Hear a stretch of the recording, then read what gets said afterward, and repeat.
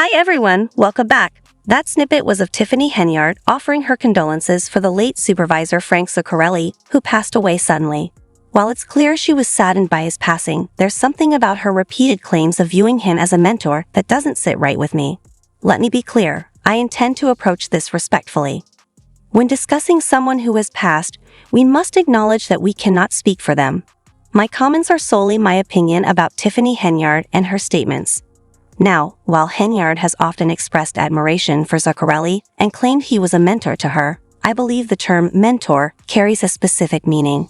A mentor provides guidance, advice, support, and serves as a role model, helping their mentee grow into a better version of themselves.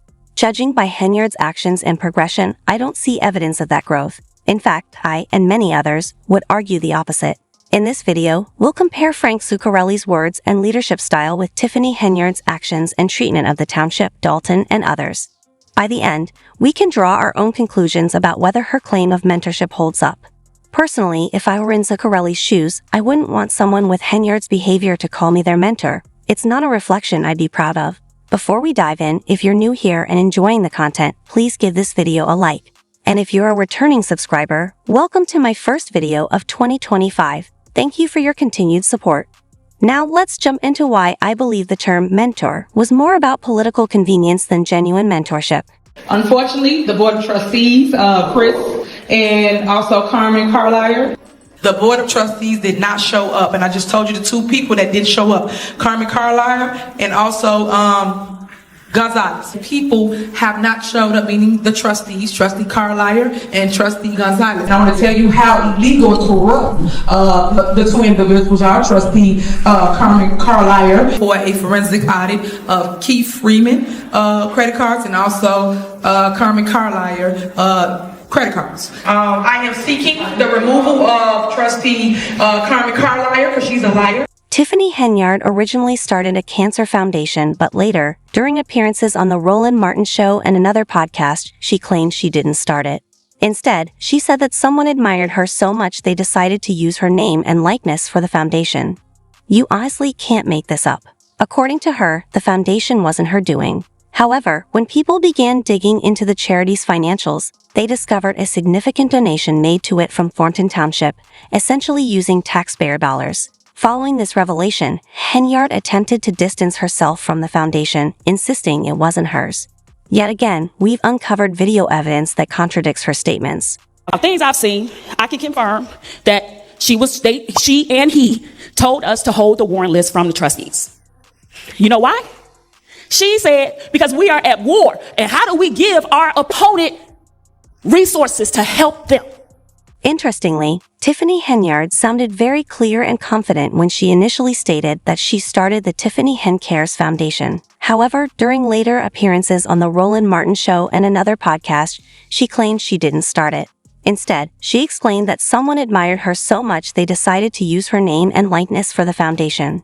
This shift in her narrative raises questions. When people began investigating further, they uncovered a significant donation to the charity from Thornton Township, taxpayer dollars. Following this, Henyard seemed to distance herself from the foundation, denying any real connection. Yet, we found video evidence that contradicts her revised claims. Thinking in nominating her after this long process? I mean, just as a whole, I just felt that I was hoping we could get somebody that was a little bit younger for the role. I felt it was time that, maybe possibly, and I mean, I wasn't like honed in on that, but, a woman, I just thought that would be somebody, that was a little bit younger, a woman.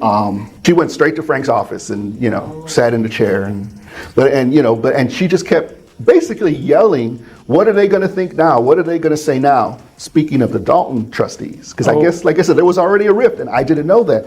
So I'm thinking I'm like, oh my God, what did I do? And then so I went to Keith on the side and I said, what is she talking about? I said, is the board against her in Dolton? And he said, yeah.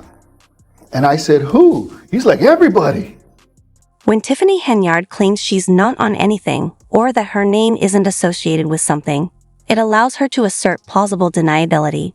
Plausible deniability refers to the ability to deny knowledge or responsibility for actions taken by others, often by creating circumstances that make it challenging to prove direct involvement. And so they did request that there be an additional car because the original ordinance did only have the finance director, Robert Hunt, listed. And according to my knowledge, I know the previous administration for 29 years only had one credit card, and they were able to successfully handle township business with that one credit card. And I know that there are a lot of things going on, a lot of spending, a lot of questions that sometimes don't get answered. But one thing I will say is I know the supervisor is bonded, so anything she does is protected under that bond. So I think that it is her responsibility to make sure she knows what's going on with the money. It's her responsibility to have a credit card. Mr. Jones, your thoughts on Ms. Henyard as the new supervisor? Well, in this day and age, it's a saying that we got to keep having it. If not now, then when? And we got a young lady that has the potential to take this township to some great heights. I was excited about the opportunity when it came around. I mean, I nominated a lot of people, but when it came to her, I mean, I'm not saying it's a third choice or anything like that. You know, she's gonna be good for this. Thank you. With that being said, in the event that this ordinance is tabled, who works with the board to make sure that it's put in force the way that it could be equitable for everybody, amicable for everybody? At a meeting, everybody is, what is it called, compromise and inclusive. Finance director. That question, I'm sorry, I shouldn't have looked at you while I asked that. Should look at the supervisor. Who will be involved in that? Robert said he's okay with it. I'm okay. I just wanted to say that because I know that when there was a question about certain things that was asked of the finance director, it was said that they have to go through. Right. Fighting among leaders in Thornton Township is now leaving some people without an essential service there. WGN's Dana Revick talked with people impacted and has the story for us from South Holland. It's a vital service when you're unable to drive, or, you don't have a car to drive or family to take you. So, this has been a lifeline for us. Harvey resident Tia Robinson relies on Thornton Township senior transportation service buses to go grocery shopping and get to her doctor's appointments. Those buses no longer running due to a lapse in insurance coverage. We cannot pick residents up. We cannot access our buildings due to the liability. If someone falls, if a car crash happens, car accident, we cannot accept that risk. Some seniors, they go to dialysis and others go to radiation and chemo, so it's a vital service. Township Supervisor Tiffany Henyard blames the situation on two trustees, Carmen Carlisle and Chris Gonzalez, who have been at odds with Henyard and have not shown up to more than half a dozen recent board meetings.